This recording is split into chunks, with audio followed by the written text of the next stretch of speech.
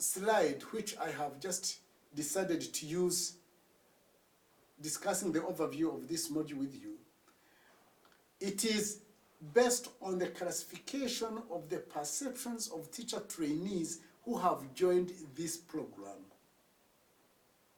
It is based on research.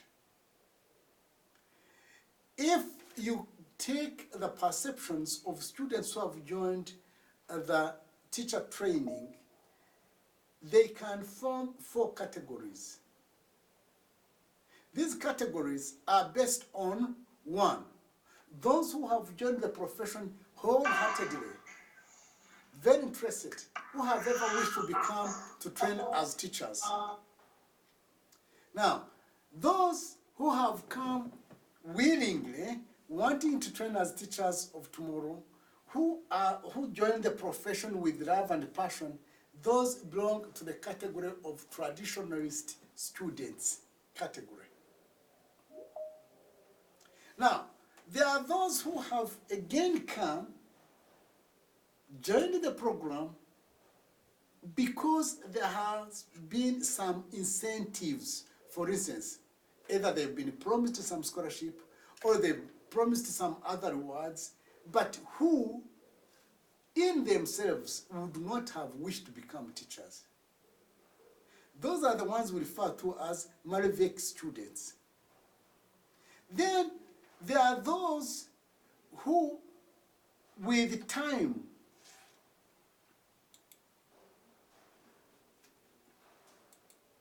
have started feeling excited about the teaching profession. But at the beginning, they were not keen to come and train as teachers. But with time, maybe because of good lecturers, because of the content they are being taught, or hearing more about people, or getting influenced by other people, they start getting converted. They start liking the profession. They start having feelings and perceptions that are different from those they had at the beginning. Those are the ones we refer to as covert students in the teaching profession. Then the 4th category is that one of students who have come, who are training, who are working hard to pass and get their papers, but sincerely who deep in their hearts feel that all I need is a paper, is a degree, but I will not remain in the teaching profession. Those are the ones referred to as deservationists. So when you go into the notes, the slides which are on the UR platform, in a nutshell, these are the 4 categories that are based on the perceptions of students who have joined the teaching profession in Rwandan context. This one is covering about, it's more than 8 slides, but in a nutshell, this is what it is all about.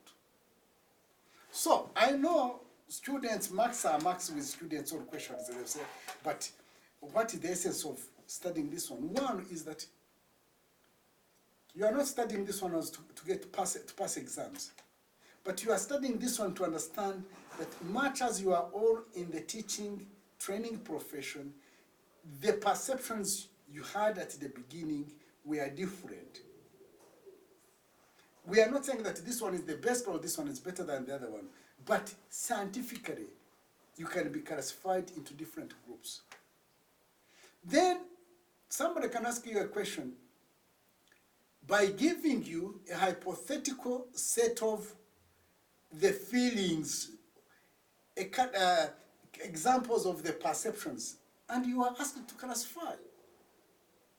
For instance, if I give you about 10 perceptions, and I tell you, you juggle around these 10 perceptions, and you see, you put them accordingly, or you classify them according to the other categories. You should be able to do this, because that one will show the level at which you've understood, the level at which you've given a meaning to the perceptions that are the fundamental in giving these other categories.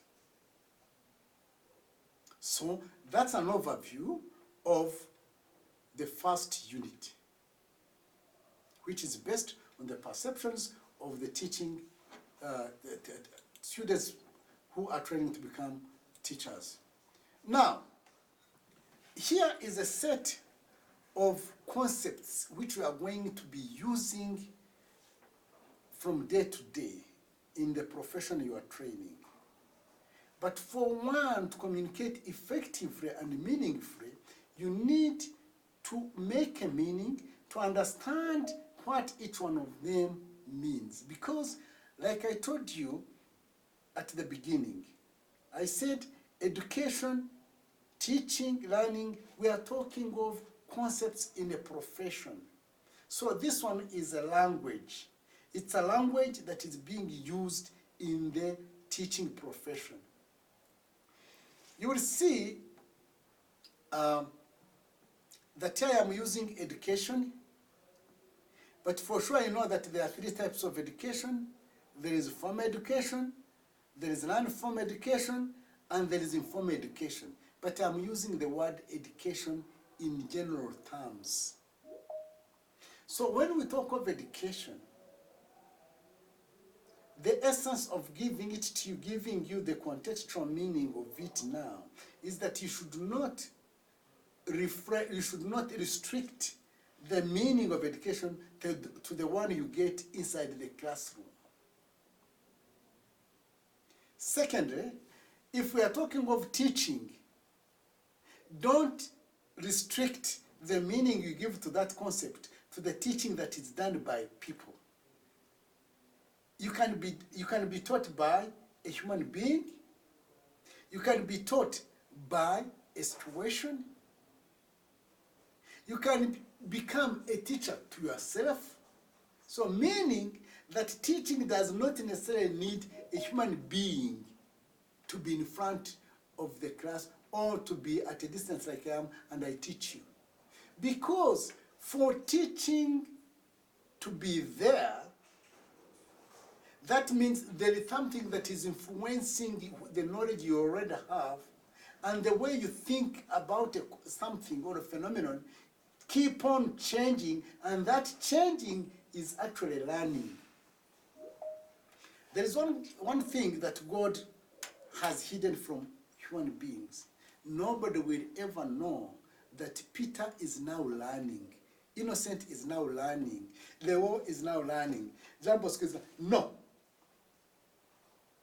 What you can see is they are being taught. But the moment, the time at which a learner is learning, nobody can see it. And this one we shall see it in other units later on, that we need to use different strategies to find out if learning has taken place.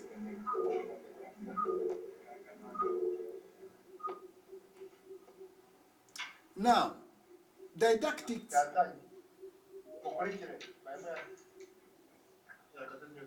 Please, can you tell them to get settled gently so that they don't disrupt the class? Thank you. Learning takes place at different levels. This you'll be taught in other units and at other levels. But for any learning, irrespective of the level at which it is taking place, there has to be change in mind, change in the way you are thinking of something. Then you shall see in another unit, like you've seen already, you've seen in the notes you've been given on the UR platform, that students enter into the learning process with different intentions, and because of those intentions, you find that they are doing different types of learning. One of them is, you might find that, as you are going to see in another slide, they end up doing deep learning. I will explain that one. While others are doing surface learning, while others are doing strategic learning. Maybe I will throw more light on this when I come to it. Now, didactics, this is when, for instance, let's say you are trying to become a mathematics teacher. Then when you are being drilled on how you can deliver, how you can teach a specific domain, a specific discipline, you say you are doing didactics in mathematics.